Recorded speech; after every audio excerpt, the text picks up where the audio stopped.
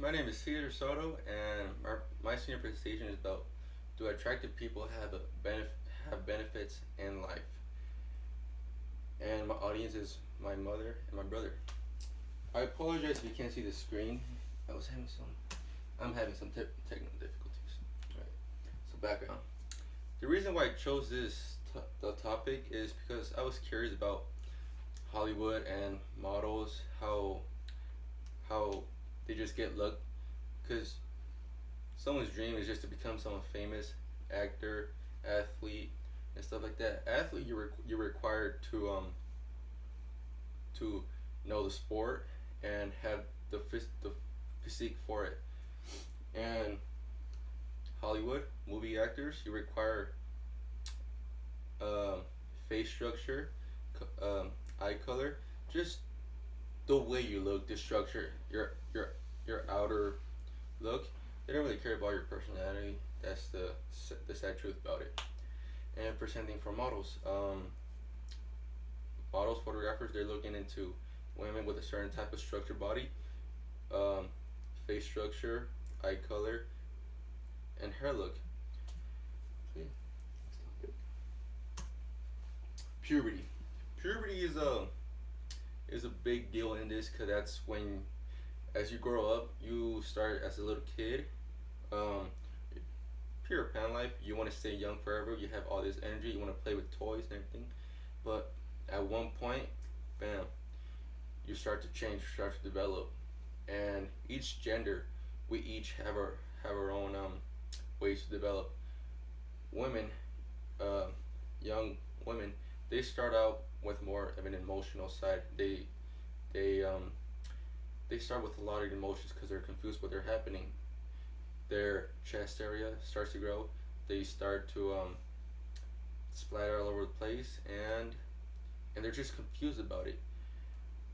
An article in Health Kids, Stephen Dawson, he wrote a little article about it in that section, and it just talks about how teens grow up and how young men and young women, they grow up emotionally and confused because they're growing up.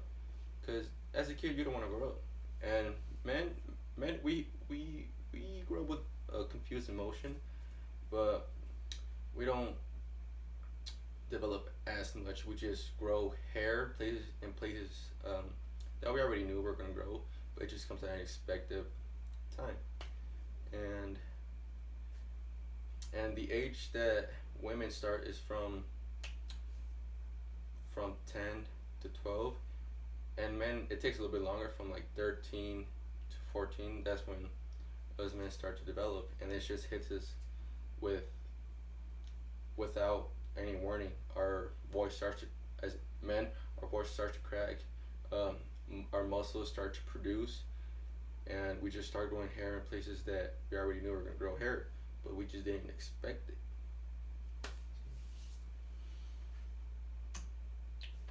So, benefits of being attractive. There are a lot of benefits of being attractive. For example, you you might be walking around the store, working at a restaurant, and if you're lucky enough, someone, photographer, director, a movie producer, he might see you. He might see potential in your structure. He may like the way you look, the way your jawline is structured, the way your face and your eye alignments are shown, and and and that's how producers look into making a big movie, having the hottest guy, the hottest girl in that movie, and just making a big movie in whichever theme. Now, to being attractive, you don't just get benefits in movie stars and Hollywood photographers. You get benefits in the outside world too. For example, if you want to go to a job interview that you've been really wanted, you go in there. You have a luxury belt. You have a nice tie. You're going in there with with a positive um, vibe, and you just want to ace this job because you're confident in yourself. So that's and yeah. So that's how you get lucky. If if you honestly don't try to like dress yourself, look good, you're not you're not gonna pretty much score anything. Because what companies look for is for a man who is well dressed and has it's pretty much has this, that you look like you have your life all together and you're ready to represent the company that you're applying for. And and I saw this video by on YouTube by the channel The Common Sense. It had two men. One man had 5 years of experience. He was young, and he was ready for this to start his life. The other man, he was um, a senior citizen. He had 50 years of experience already, and but the problem with him was that he wasn't dressed properly, and you already know that the way he looked wasn't his his days were counting, and companies, they like the experience, but they don't like how um pretty much structure, facial look, what what how you represent yourself, pretty much, because either way, companies, famous or not, they like how you come in and represent yourself as a human being. If you come in there with a good structure, standing straight up, and come in with a positive feedback, positive um, vibe, pretty much. They like that. They like seeing that you're ready, you're good looking, and for men and women, either way, same thing, men and women. And yeah, next topic. The advantages at work at our workplace. So pretty much like I was saying, you always want when you go to an interview, you always want to go in with dressed nice, always ready for whatever's gonna come hit you, and yeah.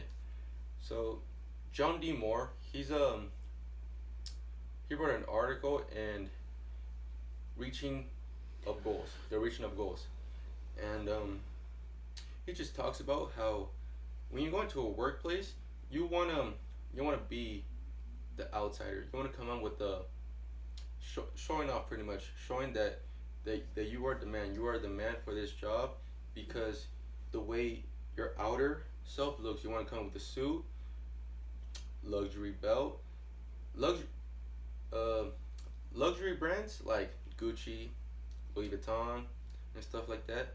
Those pop out a lot because that just that just shows that you are a successful man, because you know your stuff, pretty much. And yeah, so another thing that he wrote was you're more luckier to ace a job interview if your boss or employer is the opposite sex. Whoever's interviewing you should is the opposite sex. He or she should have a type of connection towards your look, not just your experience or what the skills that you have. Um, they're also gonna judge you by the way your structure looks, cause a company uh wants someone who is good looking, cause once they come in, they you're probably gonna be the first guy they see, and if they see an older man who doesn't really take care of himself, or just a young man who doesn't really take care of himself, with some raggedy old clothes, companies don't want that for their companies, so so they don't like that. Yeah. Tattoos and piercings. So I'm gonna start off with piercings because these are two big topics. Um, piercings. Those piercings go back to ancient times, from to the man cave area to like the savage area, where where they pierce their body for religious reasons, and nowadays people just do it for the fun of it, and that just doesn't give a good structure of yourself. Men, especially with facial piercings, when you have a lip piercing, a nose piercing, or those or gauges are what it's called, where are big holes that extends your earlobe, and you think it looks cool. It does for you, but your the the vibe you're giving, it's not a good one. People for religious reasons and their own personal reasons, they don't like um, they might not like piercings because of what they believe, and and it also gives out an aggressive look on you.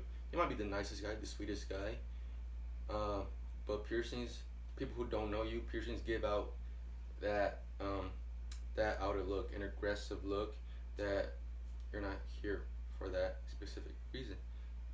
Especially in a job interview. In a job interview, you're it's recommended to remove your piercings and come in as what is called a regular person that just comes in with a nice tie, no facial piercings. You want to come with a nice haircut, a nice hairdo, and same thing. It's different for women, because women, when they pierce the ears, they have diamonds, so they want to show up their beauty, and little stuff like that, like jewelry, it pops that out for them. And yeah, so for piercings, there's an article with by the man of Antonio Cas- Centano. Yeah, Antonio Centano, and um, the article is men men's men's style. Yeah. So pretty much what he talks about is what I just said. That's yeah. And the next one is tattoos. Tattoos also go back to Asian Asian times. Back then, it represents it. Back then, back far then, like I don't know, the savage time. When you would get a tattoo, it would represent your religion, or just some type of commitment you have to some type of religion. Yeah, and even like not too long ago, tattoos were still bad. Um, they they were still meant for commitment to, for example, a gang. If you go into a job interview and you have a gang tattoo, that company will most likely not hire you, because it just shows that you made a bad decision, and and if you go to someone who you don't know, but they already know what type of guy you are, a, a guy with bad decisions who decided to mark your body permanently for a belief that was just not a smart idea. And and companies, they look for that. When you have a noticeable tattoo, they ask you, so what does that mean? Are you part of a gang? Was it some type of religion, or was it personal? Where where nowadays they're not as bad, because nowadays tattoos are for, I want to say for fun, but for just a personal matter, for a loved one that you lost and you want to keep close to you. So you mark him in your body, and it's just something nice to remember him by. As long as it doesn't have some type of gang sign, or obviously a noticeable bad sign. Other than that, then you're pretty good. Tattoos aren't as bad as piercings. Tattoos, they just, as long as they represent something personal to you, then they should be alright. So my final conclusion is confidence and your mindset. After all this, you might think, well, how can I be attractive? How can I make myself attractive? Do I have to go to a do I have to go to a surgeon and have some surgery to make myself beautiful? Well, I actually looked into that, and you actually don't. It's all mind games. It's all head and mind games. So pretty much the key word that I found is confidence. If you walk anywhere with confidence, that just represents yourself as an attractive man. If you walk up to a lady with confidence, women like that. Women like a man who stands up for themselves, and it just shows that you're committed to a goal in life. And yeah, so um, a, a lot of your confidence is in your posture. So if you wake up one day and and you just decide to give up, like, you know what, I'm gonna wear some sweatpants today, and I'm just gonna go out, do some groceries, and come back. That should be that just shows that your lack of interest, your lacking of your lacking of confidence. You it doesn't help you mentally, for the reason it being you're developing a state of mind where you just want to be lazy the whole entire day. Even now, for example, quarantine, you wake up, you have nothing to do because you can't go out. You're just you're making it a habit to wake up one day, you know what, just whatever. And in the future, that's gonna become an everyday thing where you just wake up, you're like, I don't have to dress up for anybody because who am I gonna impress? There's a there's there's actually, you can impress anybody you want at any time you want. You can even stay home and impress yourself because of the way you look. You gotta go to the mirror with a positive vibe and say, I'm going out there and strive. Or that's just the type of mindset you should have. And yeah, that concludes my presentation, and I hope I helped you understand more a little bit more about my topic.